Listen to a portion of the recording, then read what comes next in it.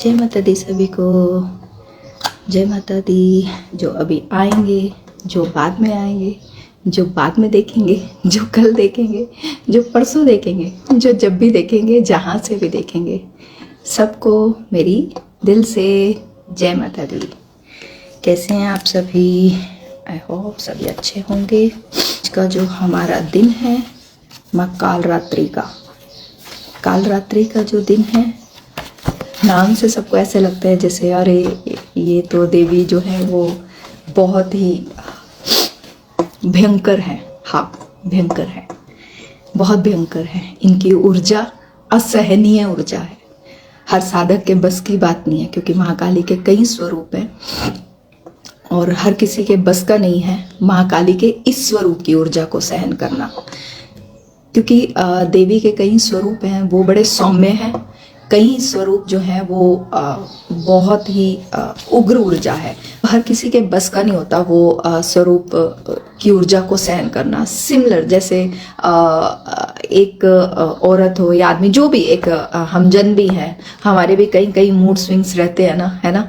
तो अलग अलग ऊर्जाएं हम पे काम करती हैं, है ना। तो ये भी एक ऊर्जा ही है कि जब माँ बड़े क्रोध में थी तो वो क्रोध से माँ पार्वती का शरीर काला पड़ा तो वो काली बन गई।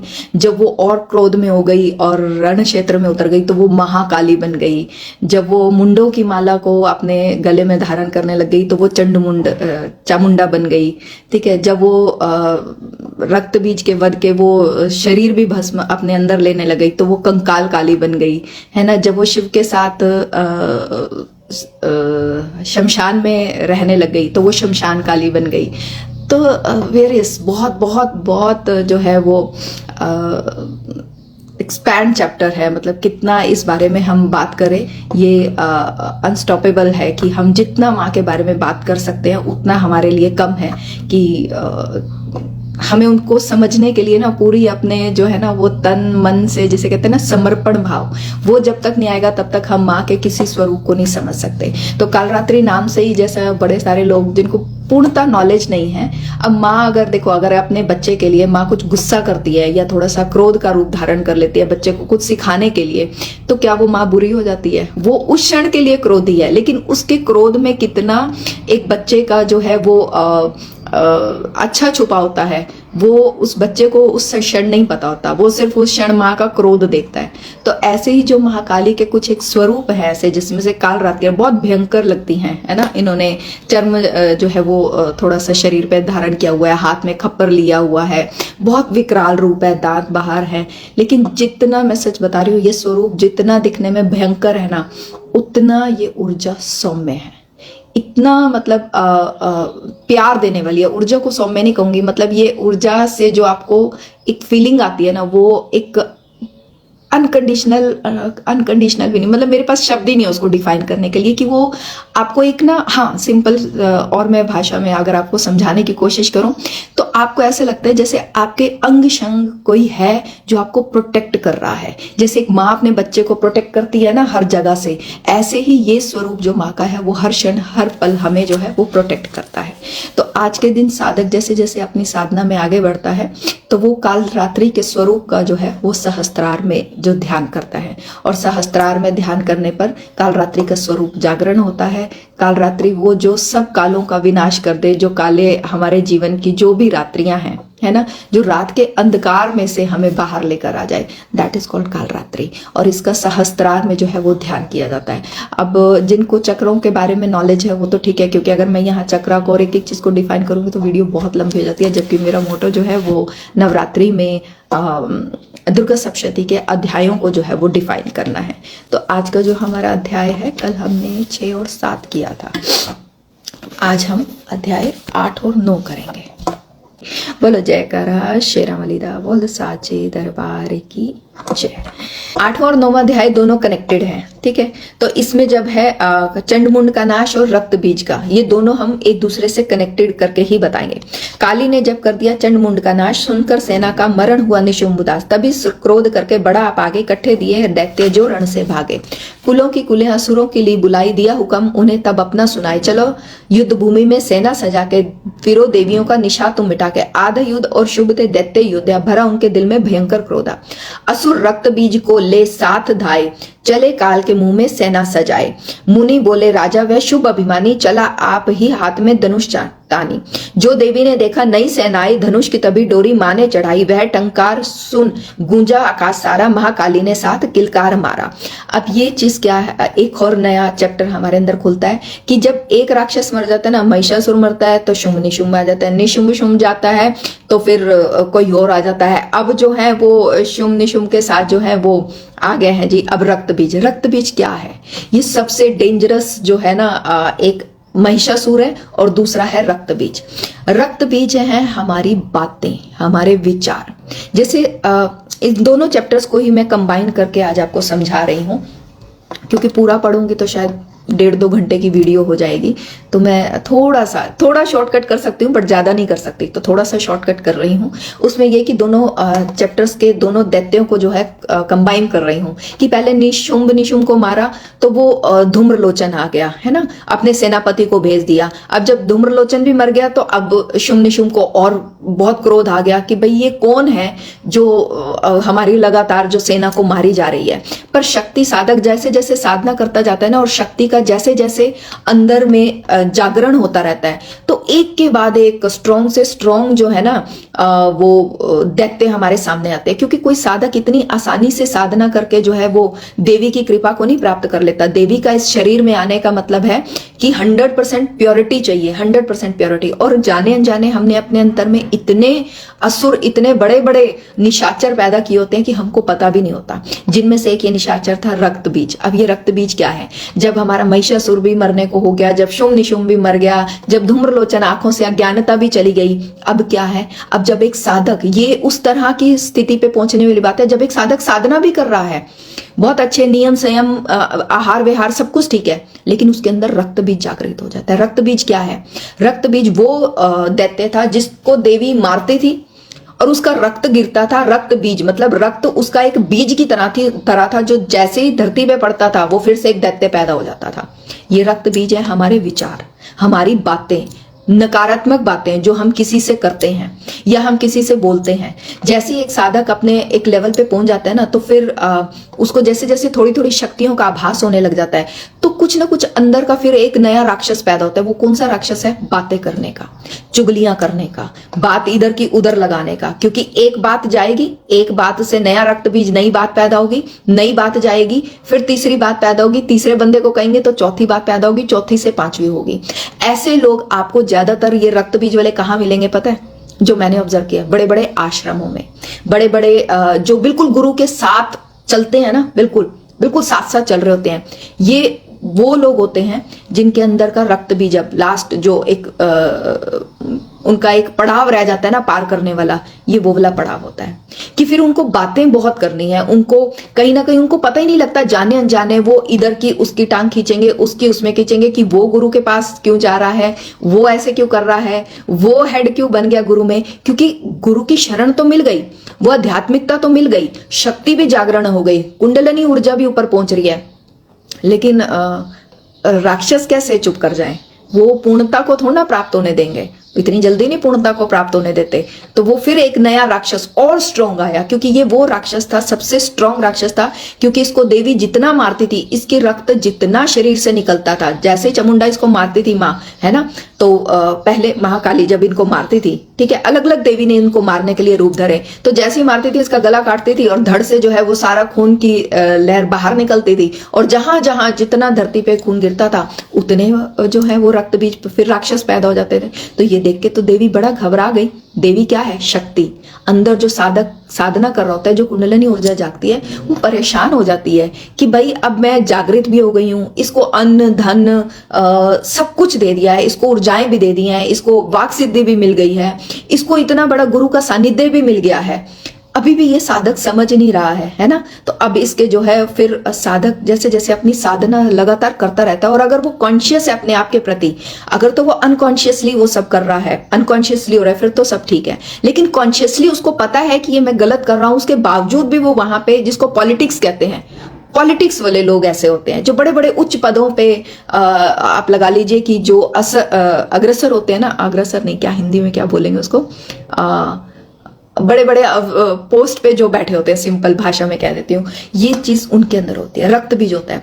और कुछ इस तरह के भी लोग आपको मिलेंगे जो बहुत बड़ी पोस्ट पे नहीं होंगे, लेकिन वो थोड़े से सोसाइटी में या कहीं पे भी कहीं मोहल्ले में थोड़ा सा फाइनेंशियली अच्छे होंगे, या उनका कोई सोसाइटी में, या उनका कोई अपने आसपास के लोगों में, जिस शहर में वो रहते हैं या जिस जगह पे वो रहते हैं, उनको लोग जानते होंगे। उनको लोग जो है वो मीन्स एक हम जैसे एक जानते हैं ना कि हाँ ये फलाना है, ये ढिकड़ा है ना, तो ये राम श्याम है, ये हैं ट्रेडर्स हैं, ये ऐसे हैं, ये वैसे हैं, किसी एक पर्टिकुलर ब्रांड से, क्योंकि कृपा मिल गई ना, शक्ति जागरण हो गया, अन्न धन पुत्र मान यश सब कुछ मिल रहा है। शक्ति साधना तो वो कर रहा है। अब साधक कोई साधना करेगा चाहे कितने ही अंदर उसके राक्षस हैं, लेकिन शक्ति अपनी जो जागृत होगी तो वो अपनी जो ब्लेसिंग्स है वो तो देगी ना साथ। तो संसारिक ब्लेसिंग तो हमको मिलेंगी। अब वो संसारिक ब्लेसिंग भी मिल रही है, लेकिन उसके साथ साथ अंदर का जितनी ब्लेसिंग्स मिलती जाएंगी उतने अंदर के स्ट्रॉन्ग राक्षस जागृत होते जाएंगे।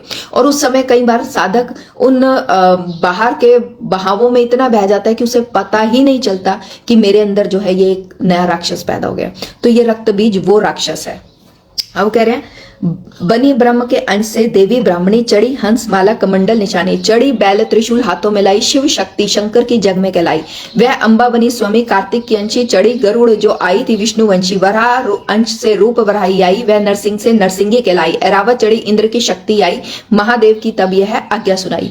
अब ये सारे क्या चीजें हमको बता रही, ये कोई देवी को नहीं बता रहे कि हाँ वो अब ये रूप धारण करके आई, ये रूप धारण करके आई, नहीं, ये चीज हमको बता रही है एरावत कौन था, इंद्र लोक का, इंद्र का जो है वो मेन उनका जो क्या बोलते हैं हाथी का नाम था उनके इंद्र के, है ना। तो वो जो इंद्र लोक का था राजा है इंद्र, उनका एरावत हाथी पे मां चढ़ के आ रही है। तो ये चीज हमें बता रही है कि एक साधक जैसे जैसे अपनी साधना कर रहा है वो लगातार उसके अंदर की कुंडलिनी शक्ति जागृत हो रही है, वो दिव्य ऊर्जाओं से बढ़ रहा है, तो उसका अन्न धन, उसका वंश भी बढ़ता है, उसका नाम भी बढ़ता है, उसको एरावत हाथी मतलब इंद्र लोक भी मिलता है, उसको बहुत पैसा भी मिलेगा, है ना, उसको शिव शिवा की कृपा भी मिलेगी। लेकिन फिर भी इतना कहते हुआ भारी शब्द अपार, प्रकटी देवी चंडिका रूप भयानक धार, घोर शब्द से गर्ज की कहा शंकर से जाओ, बनो दूत संदेश यह दैत्यों को पहुंचाओ। अब जैसे जैसे दूत बनो, क्या मतलब है इसका कि मां ने शिव को क्यों दूत बनाया, क्योंकि फिर जैसे जैसे एक साधक अपनी साधना करेगा, देवी की कृपा होगी और अंदर अंदर स्ट्रॉन्ग जब जो है वो एक से एक बड़े राक्षस जागृत होंगे, तो भाई अब शिव शक्ति दोनों के स्वरूप को जागरण होना होगा। तो दूत क्या बनाने का मतलब है कि जो शक्ति साधक है, अब देवी उसको शिव का भी जो है वो भक्ति करने को कह देती हैं, शिव को खुद उनकी जो है रक्षा करने के लिए कह देती हैं।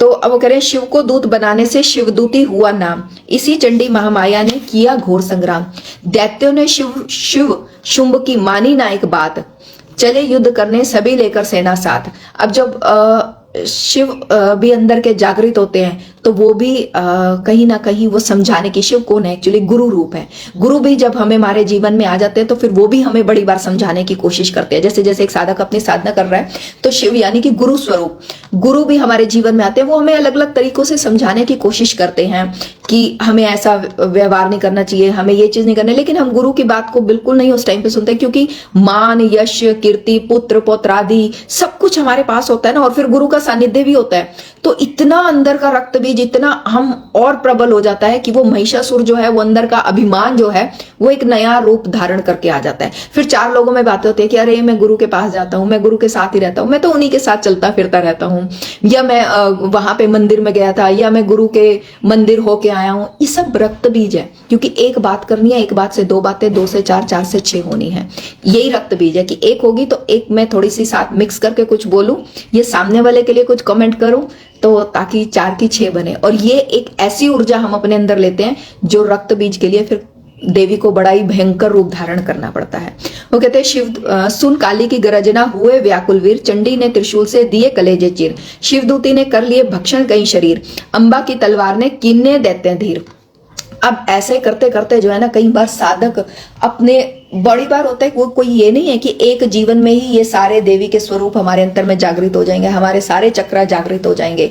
इसमें ये चीज बता रहे हैं कि शिवदूती ने कर लिए भक्षण कई शरीर, क्योंकि जब शिव शिवा भी अंदर जागृत हो जाते हैं, शिव शिवा की भी कृपा हो जाती है, तो कई बार इंसान अपना शरीर वहां पे भी छोड़ देता है, जैसे बोलते हैं ना सहस्त्रार से अपने प्राण त्याग दिए। तो ऐसे इंसान पे जब शिव शिवा की कृपा हो जाती है तो प्राण तो निकल गए, भक्षण कई शरीर की, देवी ने उसका शरीर भक्षण कर लिया कि भाई अब तेरे इस शरीर की एज पूरी हो गई है, अब तेरा जो खाता जो है वो पूरा हो गया, अब नया शरीर धारण करियो। तो वो जब भक्त अगला जन्म धारण करता है, जिसने एक जन्म में साधना करके अपने इतने एक ही जन्म में, वो बोलते ना देवी ने किया घोर संग्राम, युद्ध लड़े वो वर्ष 5000, वो 5000 क्या है, वो देवी को भैया कोई जरूरत पड़ी है 5000 साल लड़ने की? वो मतलब एक सोचने की बात है। देखो तुम कहानी की तरह इसको पढ़ो, ठीक है। और उसके बाद तुम सोचो कि अरे देवी ने दैत्य से, अरे दैत्य ना हो गया कोई, वो हो गया कोई देवी 5000 साल तक, वर्ष तक युद्ध करेगी एक दैत्य के साथ।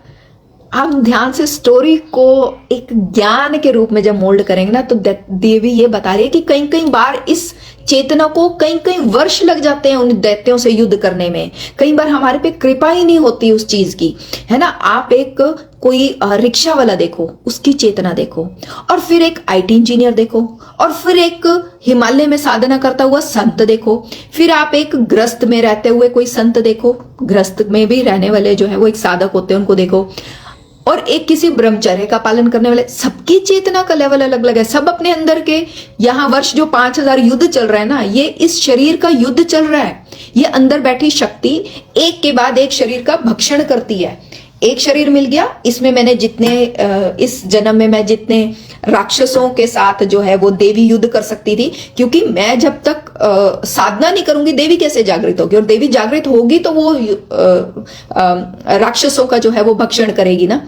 तो वो भक्षण, ये सब एक के साथ एक साइकिल है। मेरी साधना पे, मेरे समर्पण पे, मेरी भक्ति पे, मेरे विश्वास पे ये सब कुछ डिपेंडेड है कि वो देवी का जागरण हो, और मैं इस कदर तक देवी का जागरण करूं कि फिर देवी वो महाकाली का रूप धारण करे और अंदर के सभी राक्षसों का भक्षण करे। पर ये एक जन्म में नहीं होता। वो कह रहे हैं शिवदूती ने कर लिए भक्षण कई शरीर, अंबा की तलवार ने किन्ने दैत्य अधीर, यह संग्राम देख गया दैत्य खींच, तभी युद्ध करने को बड़ा रक्त बीज।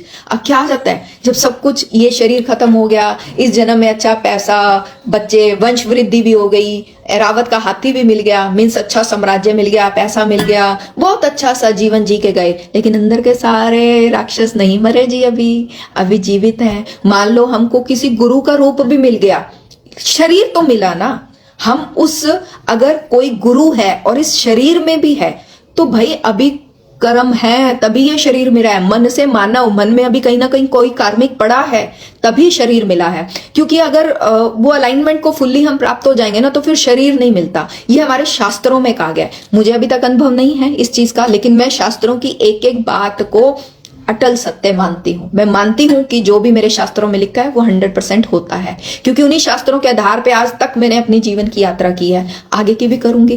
तो मैं इस चीज को मानती हूं, एग्री हूं इस चीज से कि देवी जो है वो जैसे जैसे अंदर जागृत होती हैं, जब वो सहस्त्रार तक एक साधक की साधना पहुंच जाती है, देवी का जागरण हो जाता है। अब शिव शिवा की दोनों की उसको कृपा मिल जाती है, लेकिन अभी दिव्य चक्र है, दिव्य चक्र से भी बाहर निकल के जाना है, फिर अलाइनमेंट है ना, अलाइनमेंट को प्राप्त होना है। क्या अलाइनमेंट क्या है, what is the alignment? Alignment यही है कि मैं जीवन जीना, अलाइनमेंट है कि मेरे को जीवन, अलाइनमेंट मतलब ये नहीं है कि भैया कोई मेरे यहां से प्राण निकल जाएंगे। देखो हर बीतते दिन के साथ ना, ये जो हम बर्थडे मनाते हैं ना, एक्चुअल में सच बताऊं तो वो ठीक है, हम दिखावा या वो क्या एक समाज का वो चला हुआ वो है। एक्चुअल में हम रोज एक एक साल करके मर रहे हैं, हमारा एक एक दिन घट रहा है। जो हमको टाइम पीरियड मिला है, वो टाइम पीरियड ओवर होने में, मान लो जी मुझे को मिले हैं 45 साल, ठीक है, मैं 41 की होगी, मैं 41वां बर्थडे बनाती हूँ, लेकिन अंदर से सच बताऊं तो बड़ी दुखी होते हैं कि अरे मैं 41 साल की हो गई, 42 साल की हो गई, क्योंकि अंदर से हर रोज ये लग रहा होता है कि अरे टाइम कम होता जा रहा है, आई डोंट नो कितना टाइम रह गया है ना, अभी तो कुछ करा ही नहीं है, अभी तो जो चाह रही हूँ, क्योंकि मन है ना, मन से मानव है। अब मन में ही इच्छा है कि हाँ देवी का वो रूप जो है वो जागृत करना है, वो कृपा उसकी देखनी है, बड़ी देख रहे हैं वो अन्न धन मान यश कीर्ति वो सब मिल रहा है, लेकिन एक मन है ना, जब तक मन से इच्छा नहीं जाएगी, जब तक, अब वो क्या इच्छा है, मर्ज होने की, जब वो भी हो जाएगी, जब उसको देख लेंगे, फिर कुछ भी नहीं रहेगा, फिर शायद मे भी ऐसा आए, आई डोंट नो उसके बाद क्या रहेगा। अभी तो एक पीक इच्छा है ना कि उसके साथ मर्जिंग विद द इनफाइनाइट, है ना, उसके साथ मर्ज होने की अभी तो इच्छा है। तो मन से मानव है, अभी इच्छा है तो फिर मानव शरीर भी मिलेगा, क्योंकि अभी कहीं ना कहीं हम कहें कि अरे भाई मेरे अंदर के राक्षस मर गए, नहीं मरे भैया, अभी कहीं ना कहीं छोटा मोटा महिषासुर जाग जाता है, अभी कहीं ना कहीं रक्त बीज थोड़ा सा आ जाता है। बट एक साधक में और एक आम इंसान में फर्क क्या है, एक साधक तुरंत विटनेस कर लेता है कि अरे मान लो मैंने किसी के साथ बात करी, या किसी के साथ भी, कोई भी एक, कभी हम मिलते हैं फ्रेंड्स में, या किसी के साथ हमने कोई एक बात कर ली, कोई चुगली कर ली, तो जब हम रात को बैठ के अपना मनन मंथन करते हैं, then we get to know ना कि अरे आज ये रक्त बीज तेरा बेटा जागृत हो गया था, है ना, तूने कंट्रोल नहीं किया अपने ऊपर, ये अगर तूने रोज थोड़ा थोड़ा इसको पानी देना शुरू किया ना, तो ये एक दिन बड़ा रूप धारण करके आ जाएगा। अगर आप एक साधक हो तो आपको तुरंत रात को जब आप बैठ के अपने सारे दिन को एनालाइज करते हो, अपने आप को विटनेस करते हो, तो आपको पता लग जाता है कि अरे आज रक्त भी जागृत हुआ था, अरे आज महिषासुर तेरा जागृत हो गया था, अरे आज तेरा, अभी कहीं ना कहीं वो फूटते हैं, लेकिन आप साधना करते हो तुरंत उनको मार देते हो। वो इससे पहले कि वो प्रबल रूप में आए आप तुरंत मारते हो। एक साधक में और एक आम इंसान में यही फर्क होता है। एक आम इंसान नहीं, उनसे उसको पता ही नहीं लगता कि उसके अंदर जागृत हो रहे हैं, दूसरा बताता भी है तो वो अहम में, अरे मेरे को ऐसे क्यों कह दिया, मेरे को क्यों ये कह दिया, मेरे अंदर कुछ नहीं है। ही नेवर एग्रीज कि वो, ही और शी नेवर एग्रीज कि वो कभी मानेंगे ही नहीं कि उनके अंदर जो है ये ऐसी कोई चीज है भी है। हमको किसी को मनवाना भी नहीं है, क्योंकि जब तक एक साधक खुद नहीं चाहेगा ना, वो कभी उसके ऊपर कोई भी चीज, एक गुरु की कृपा भी नहीं, एक शिव भी कृपा नहीं करते। जब तक हम सरेंडर नहीं करेंगे ना कि शिव मेरे अंदर इतने दैत्य जागृत हो रहे हैं, मुझे नहीं पता लग रहा, मेरे को वो ज्ञान दो, मेरे को वो बुद्धि दो, है ना, तो जब तक हम वो उनसे मांगेंगे नहीं ना, वो भी नहीं कहते, वो भी तथास्तु में बैठे हैं। तेरे को चाहिए ज्ञान, तथास्तु, तेरे को नहीं चाहिए ज्ञान, तथास्तु, तेरे को साधना करनी है, तथास्तु, तेरे को साधना नहीं करनी, तथास्तु, तेरे को व्याभिचारी रहना है, तथास्तु। शिव ऑलवेज, हमारे हर देवी देवता देखो हमेशा ऐसे, ये एक मुद्रा होती है ना, वो ये मुद्रा क्या है, वो तथास्तु, हर चीज के लिए तथास्तु। आपको लाइफ में कुछ चाहिए, तथास्तु, करो, प्रयत्न करो, पालो। अगर कर्म अच्छे नहीं करे हैं तो क्या हो गया, फिर से थोड़ा सा जो है वो साधना करो, अपने पास्ट के कार्मिस को काटो और ले लो जो भी चीज लेनी है ना। तो वो कह रहे हैं रुधिर दैत्य जब जमी पर बहा, हुए प्रगट फिर दैत्य लाखा। अब ये वही है रक्त बीज। कौन सी है बातें, एक बात करी, तुम एक चुगली करो, वो चुगली उसके मन में जाएगी, वो दूसरे को कहेगा, दूसरा तीसरे को कहेगा। ये हो ही नहीं सकता कि आप कोई भी नेगेटिव बात का बीज बो और वो बीज सड़ जाए, हो ही नहीं सकता। ये ऐसा बीज है रक्त बीज की तरह, जो जमीन पर पड़ते ही एक नया रूप धारण कर लेता है। जमीन क्या है, ये शरीर है जमीन। ये वो जमीन नहीं थी कि देवी जो है वो मार रही है राक्षस को। हम स्टोरी की तरह पढ़ते हैं ना हमेशा कि भाई राक्षस को मारा, उसके धड़ से खून निकला और वो जैसी जमीन पे पड़ा एक नया राक्षस पड़ गया। भैया ये जमीन है, ये उपजाऊ जमीन है, इसमें जो मर्जी बोलो, इसमें नेगेटिविटी बोलो, नेगेटिविटी भरमार निकलेगी, इसमें खुशी बोलो, भरमार निकलेगी, उसमें ज्ञान बोलो, भरमार निकलेगा, इसमें सात्विकता भी बोलो, भरमार निकले, इसमें तमस भी बोलो, सब कुछ अपरंपार करके निकलेगा, है ना। तो कह रहे यह बढ़ती हुई सेना देखी जभी तो घबरा गए देवता भी सभी, घबरा गए देवता भी सभी। अब इसमें क्या है, जब साधक की चेतना यहाँ पे पहुंच जाती है तो बड़े सारे देवी देवताओं का, मास्टर्स का, गाइडेड मास्टर्स का उनके साथ आशीर्वाद हो जाता है। लेकिन वो देवता भी अंदर बैठे, वो मास्टर्स भी घबरा जाते हैं जब वो देखते हैं कि इसको अन्न धन पुत्र पुत्रादि सब कुछ मिल गया है, इसको गुरु की कृपा भी मिल गई है, गुरु के आश्रम में या बड़े बड़े गुरुजनों के पास रहने का भी मौका मिल गया, उसके बावजूद इसका रक्त बीज नहीं खत्म हो रहा। तो वो परेशान हो जाते हैं हमारे अंदर के मास्टर्स। वो भी यस, हर किसी के पास जो है वो गाइडेड मास्टर्स होते हैं, वो हमारे हर अच्छे बुरे कर्म को देखते हैं, वो हमें एक बार ना अवेयर भी करते हैं। ये अलग बात है कि हम उनकी बात सुन पाते हैं या नहीं सुनते हैं। तो वो सब घबरा जाते हैं, तो फिर वो देवी से ही प्रार्थना करते हैं। सभी देवता मिलकर देवी को कहते हैं कि भाई इसका करो। तो फिर और वो देवी कैसे जागृत होगी, जब तक वो चेतना पूर्ण रूप से, अगर वो साधक उस समर्पण भाव में है तो फिर वो कनेक्ट कर जाता है देवी के साथ, वो अपने मास्टर्स की बात को सुनता है। जैसे मैं बोल रही हूँ ना, रात को बैठ के मनन मंथन करते हैं कि मैंने आज रक्त बीज बनाया कि नहीं बनाया, और बनाया है तो मैं तुरंत बैठ के साधना करती हूँ और फिर मैं उसको रिलीज कर देती हूँ कि भाई नहीं मैंने जाने अनजाने कर लिया है ना। तो मैं अपने गुरु मंत्र से या देवी के मंत्र को जाप करके तुरंत उस नेगेटिविटी को रिलीज करती हूँ, ठीक है। ये हो गया देवी का जागरण। अब देवी जब, और फिर जब मैं बहुत ही ज्यादा उस साधना में पूरे नियम तप आहार विहार सब चीजों को अपना के जब मैं उस साधना में देवी को जागृत करती हूँ, तो फिर देवी क्रोधित होकर क्या करती है, फिर वो रक्त बीज का संहार करती है, फिर वो सारा खून खुद पी जाती है।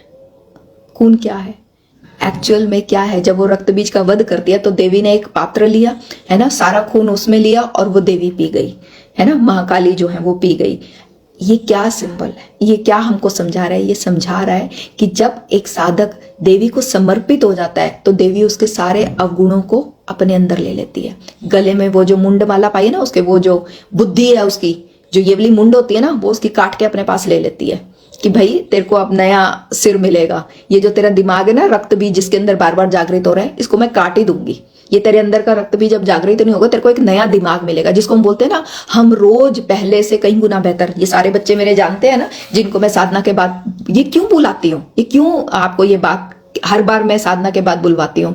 मैं हर रोज हर प्रकार से पहले से कई गुना बेहतर हो रही हूँ, क्योंकि मेरी बुद्धि, मेरा सोच, मेरे विचार, मेरा खान पान, उठना बैठना, हर चीज, एवरीथिंग, मतलब पैर के अंगूठे से लेके सिर के बालों तक आप हर रोज अपडेट हो रहे हो। हमारी बुद्धि, हमारे विचार, हमारा लोगों को देखने का तरीका, हमारे जीवन को देखने का तरीका, हमारा जीवन को समझने का तरीका, सब कुछ अपडेट हो रहा है, सब कुछ। यही फर्क है एक साधक में और एक आम इंसान में। एक आम इंसान जब जीवन को जीवन उससे देखता है ना, असुरों से, असुरों वाली बुद्धि से, तो उसको किसी से ईर्ष्या होगी, किसी से जलन होगी, किसी से क्रोध आएगा, किसी के प्रति देख के काम आएगा, ये सब तरह के विकार आएंगे। और फिर राक्षस बुद्धि क्या होगी, राक्षस बुद्धि अधोगति की तरफ जाती है। ऐसा इंसान जो है, आप कभी भी देख लेना, कोई भी इंसान ना, इसका एक सिम्टम मैं आपको हल्का सा बताऊं, हल्का सा बता देती हूँ। जब भी कोई इंसान अपनी एज से कई गुना ज्यादा आपको बड़ा लगे, समझ जाओ इसके अंदर के राक्षस बहुत सारे जागृत हैं, ठीक है।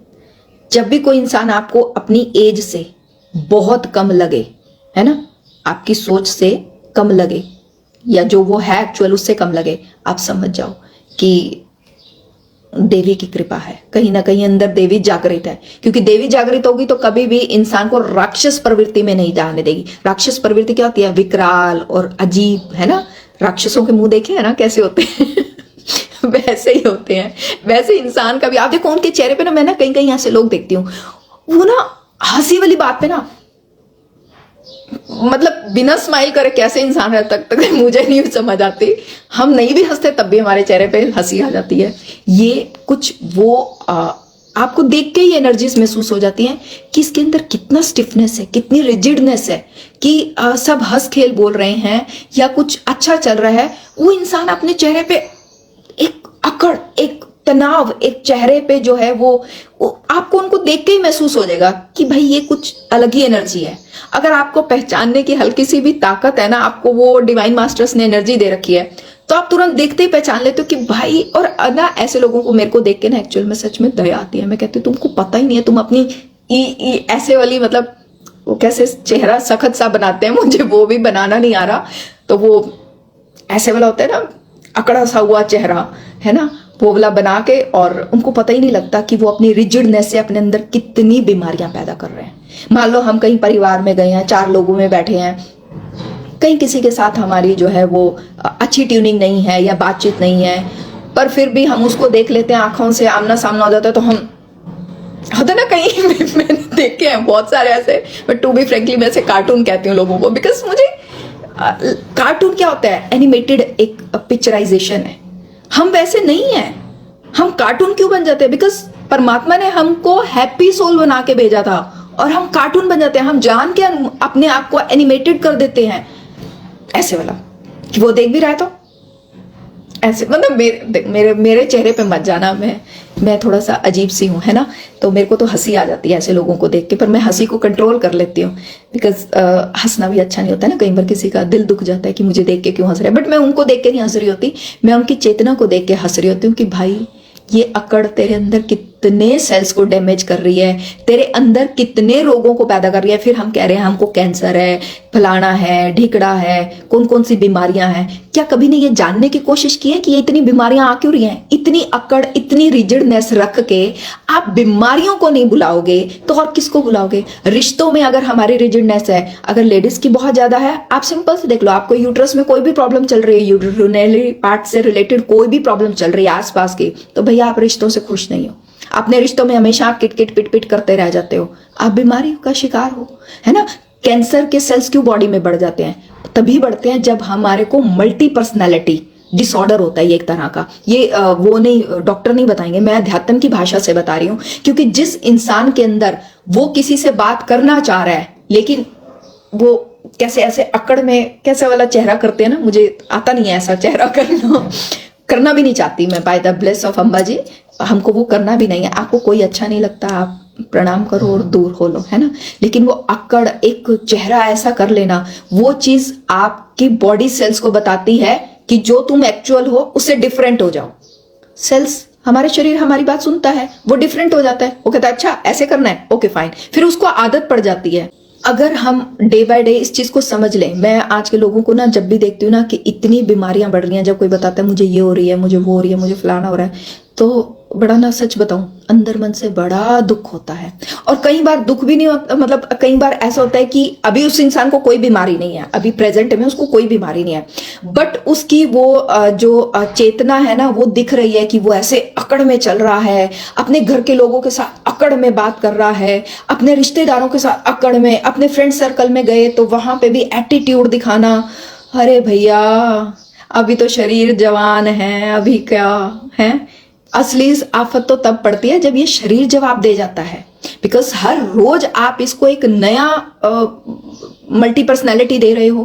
आप हो नहीं उस स्वभाव के, आप मान लो बहुत जॉली स्वभाव के हो, या आप बहुत हंसमुख स्वभाव के हो, और आप कहीं अपने रिश्तेदारी में या अपने फ्रेंड्स में या कहीं पे भी जा रहे हो और आप अपने आप को ऐसे अकड़ वाला, या आपको कोई सामने से कोई ऐसा जन दिखा, मान लो उसकी आपके साथ बहुत टाइम से बोलचाल नहीं थी, आपकी आंखें मिल गई और आपने ऐसे आंखें फेर ली। कई लोग कर लेते हैं ना ऐसे, है ना, आपको पता ही नहीं है, आप अपने सेल्स को गड़बड़ाहट दे रहे हो। और फिर हम कहते हैं जी हमको ये प्रॉब्लम्स हो गई हैं।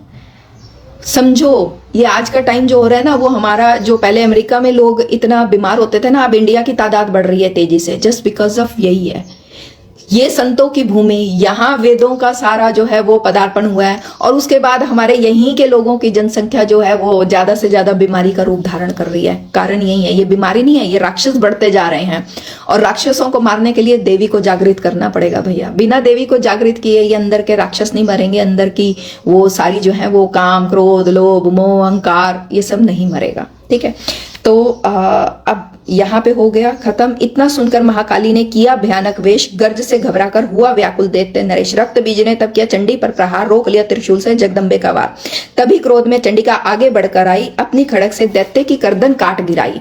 अब ये दैत्य की गर्दन ही काटी, मैंने आपको बताया ना कि जब वो माँ देखती है ना कि भाई इसको मैंने सब कुछ दे दिया है, ये साधना भी बहुत अच्छी कर रहा है, ये इसको मैंने अन्न भी दे दिया, धन, पुत्र, पौत्रादि, इसका पितृ दोष भी हटा दिया, इसको सब तरह के दोष हट गए क्योंकि इसने साधना करी, मेरी कृपा भी ये ले रहा है। लेकिन इसके अंदर का एक ये रक्त बीज दैत्य जा नहीं रहा, या महिषासुर कहीं ना कहीं बार बार पैदा हो जाता है इसका, और बहुत पीक लेवल पे हो जाता है, ये फिर से कर्म बना लेता है। तो दाती क्या करती है, महाकाली माँ, जो भी माँ का स्वरूप है, वो क्या करते हैं, हम जिसको भी पूछते हैं, गर्दन काट गिराई। क्योंकि इस खोपड़ी में ही तो वो होते हैं, इसीलिए काली जो है वो गले में मुंडों की माला पहन के चलती है ना। वो मुंड को ये नहीं है कि माँ को बड़ा शौक है कि देखो मैं काली माँ हूँ, मेरी जो है वो पहचान मुंडों की माला से। अरे भैया, वो काली कौन है? काल, जो पास्ट में, काल यानी कि प्रेजेंट, पास्ट, फ्यूचर, तीनों कालों में जो भी मेरे कार्मिकों के कारण मेरी बुद्धि क्या बोलते हैं, संकुचित हो गई थी, तो लास्ट में देवी फिर उनके दैत्यों का भैया गर्दन ही काट के अपने गले में पिरो लेती है, और मेरे को एक नया जो है वो दिमाग देती है। फिर हम कहते हैं ना कि every day in every way I am becoming better, better and better. ये देवी बेटर कर रही होती है हमको। ठीक है, तो ये था 8वां अध्याय। और 9वें अध्याय में भी सेम, दोनों एक दूसरे से कनेक्टेड है। मैंने दोनों वैसे आपको डिफाइन कर दिए हैं। आई होप 10 मिनट्स है, मैं फिर भी 10 मिनट्स में जो, क्योंकि मैं अपनी ड्यूटी पूरी करूंगी, जो मेरे को देवी ने ड्यूटी दी है ना 12:30 से 1:30 बजे की, मैं ये 9 दिनों के लिए नौकरी पे हूँ, है ना। और बिकॉज नौकरी मिली है इतनी अच्छी, तो पूरी तो करनी है ना। तो 10 मिनट और मैं बोलूंगी। राजा बोला, ऋषि महिमा सुनिए अपार, रक्त बीज को युद्ध में चंडी दिया संहार, कहो ऋषिवर अब मुझे शुंभ निशुंभ का हाल, जगदम्बे के हाथों से आया कैसे काल। ऋषि राज कहने लगे, सुन राजन मन लाए, दुर्गा पाठ का कहता हूं मैं 9वां अध्याय। रक्त बीज को जब रक्त शक्ति ने रण में मारा, चला युद्ध करने निशुंभ ले कटक अपारा, चारों ओर से दैत्यों ने शक्ति को घेरा, तभी चढ़ा महाकाली को भी क्रोध घनेरा, महाप्रक्रमी शुभ लेना लिए सेना को आया, गदा उठाकर महाचंडी को मारन धाया, देवी और दैत्यों का तीर लगे फिर चलने, बड़े बड़े बलवान लगे दैत्य मिट्टी में मिलने, रण में लगी चमकाने वो तीखी तलवारें, चारों तरफ होने लगी भयानक ललकारे, दैत्य लगा रणभूमि में माया दिखलाने, एक से लगा अनेक वह रूप बनाने, काली चंडी अंबा ने त्रिशूल चलाए, क्षण भर में वह योद्धा सारे मार गिराए, शुभ ने अति अपनी गदा घुमा देवी पर डाली, काली ने तीखी त्रिशूल सी वह काट डाली, चढ़ी सी अंबा ने कर प्रलय दिखलाई, चंडी ने खंड से हाहाकार मचाई, भर भर खप्पर दैत्यों का लहू पी गई काली, पृथ्वी और आकाश में छाई खून की लाली, अष्टभुजी ने शुभ के सीने मारा भाला, दैत्य को मूर्छित करके उसे पृथ्वी पर डाला। एक्चुअली ये क्या है, अगर ये ध्यान से अगर हम समझें तो जब जब ये सब वो सिम्टम्स बताए गए हैं एक साधक के ना, जैसे जैसे उसके अंदर के दैत्य मरते ना, ये सिम्टम बताए गए हैं। ये जो है ना, अभी पीछे भी बड़े सारे गए हैं, क्योंकि वो ना तुमको तुम्हारे अंदर वो शक्ति होनी चाहिए बैठने की। मैं तो 5 घंटे एक चैप्टर को ना डिफाइन करने में, मैं सच बता रही हूँ, 4 से 5 घंटे लगते हैं, क्योंकि मेरे को समझने में ही इतने जो साल लग गए हैं। तो तुमको क्या लगता है कि मैं उसको 1 घंटे में समझा दूं? बट जो मेन लाइन आती है ना, जो जिसको बड़ा इजीली आप लोग समझ लेते हो, मैं वो समझाती हूँ। अब कह रहे हैं, अष्टभुजी ने सीने में मारा भाला, दैत्यों को मूर्छित करके उसे पृथ्वी पर डाला। ये मूर्छित कब हो जाता है? जब हमारे अंदर का वो देवी का जागरण चल रहा होता है ना, लगातार जब साधक अपनी साधना करता है, तो जब वो वाइब्रेशंस बढ़ती हैं, जब अंदर पूर्ण रूप से शक्ति जागरण हो जाते हैं ना, तो कई बार आपने देखा होगा साधक बेहोश होके पीछे पृथ्वी पर भी गिर जाते हैं, है ना, पीछे मूर्छित हो जाते हैं ना, काइंड ऑफ बेहोश हो जाते हैं, क्योंकि वाइब्रेशन इतनी हो जाती है बॉडी में, इतना ज्यादा जो है वो हीट पैदा हो जाती है।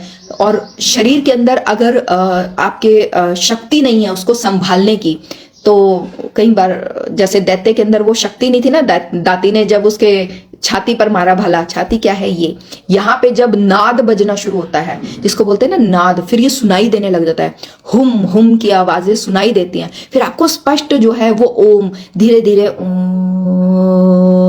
वो ओम का जो इतना साउंड क्या हो, मतलब हैवी हो जाता है, हैवी भी नहीं कहूंगी, उसको डिफाइन करना अलग थोड़ा सा है, कि वो साउंड आपको ऐसे लगता है कुछ बाहर तो नहीं बज रहा, आपके अंदर के दिमाग के एक एक हिस्से में, एक एक सेल में जो है वो साउंड बजता है, वो देवी की हुमकार होती है।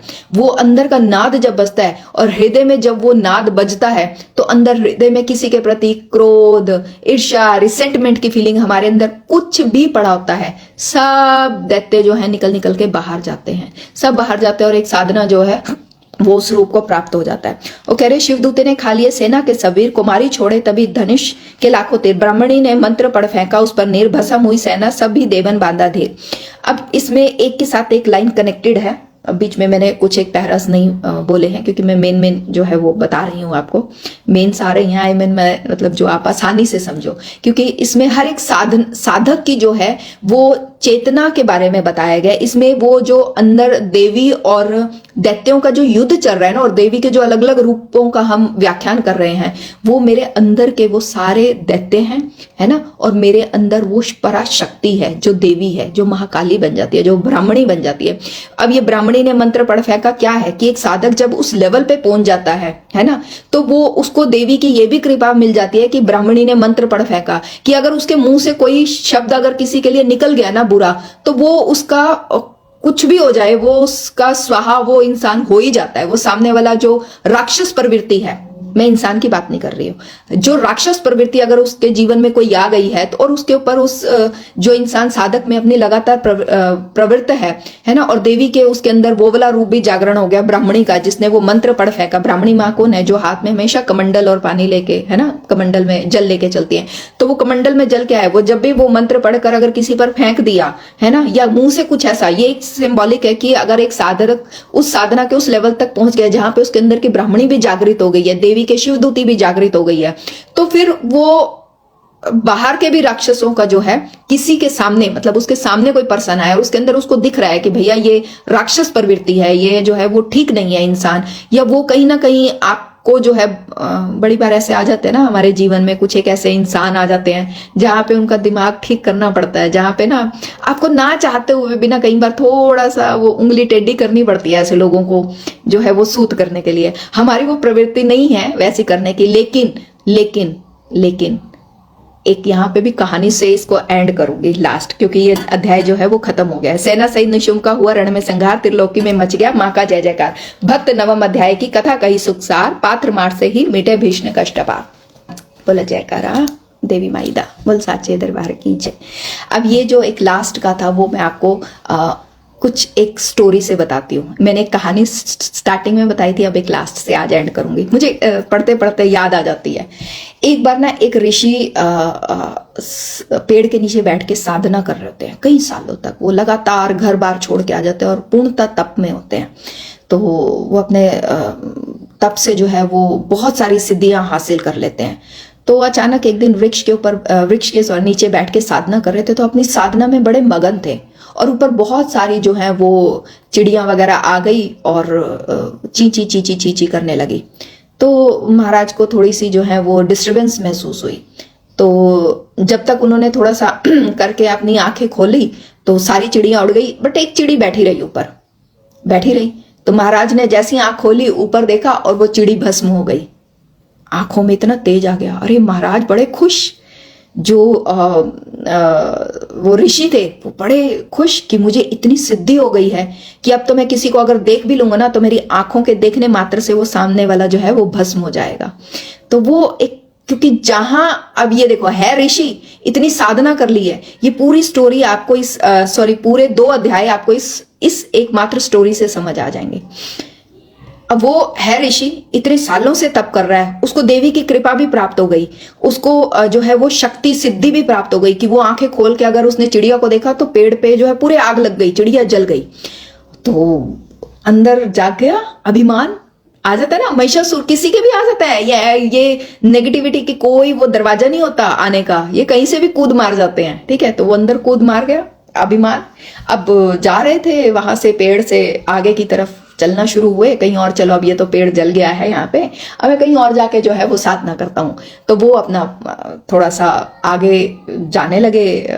थोड़ा सा रास्ते में चलते चलते उनको अचानक प्यास लगी। तो उन्होंने इधर उधर देखा तो उनको कुछ भी नजर नहीं आया। फिर उनको अचानक कहीं से कुछ मटका जैसे कुछ भरते हैं ना, उसके भरने की आवाज आई।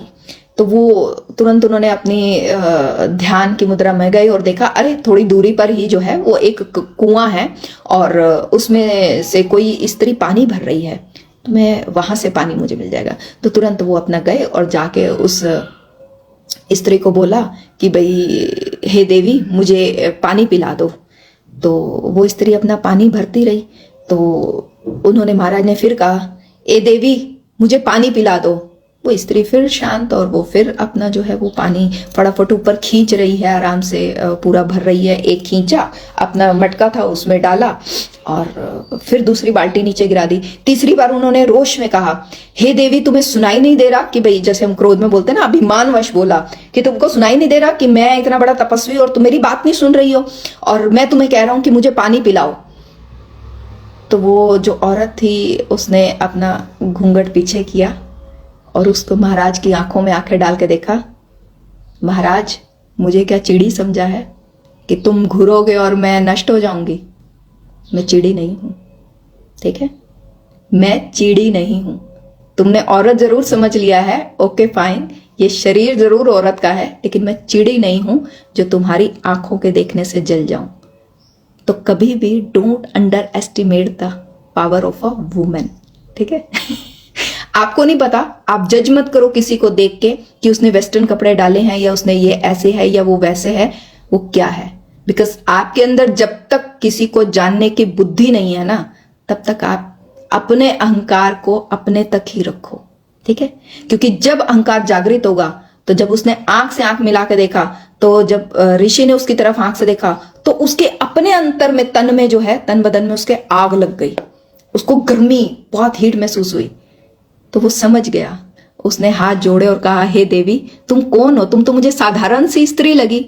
बोले, मैं ग्रस्त में रहने वाली एक साधक हूं, जो शिव शिवा की बनाई इस सृष्टि को का पूरा काम भी कर रही हूं, अपनी जिम्मेदारियां भी निभा रही हूं, अपने बच्चे भी कर रही हूं, और एक साधक भी हूं, एक प्रतिव्रता भी हूं।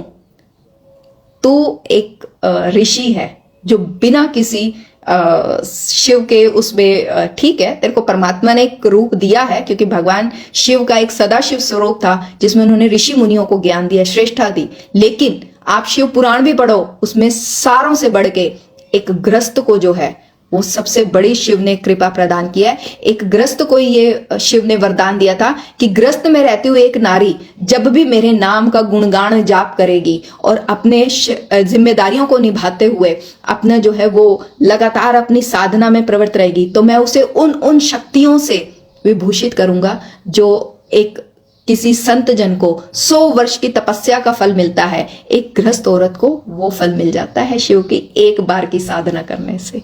मोरल ऑफ द स्टोरी, साधना करें, ठीक है। कभी किसी को जज नहीं करें कि कौन क्या है क्या नहीं है ना। हमारी जब तक आपको वो थर्ड आई से देखने की कृपा नहीं है ना, जब तक आपको इंट्यूशंस नहीं होती हैं किसी के बारे में, आपको पता नहीं लग जाता, तब तक आप किसी को जो है वो जज मत करें।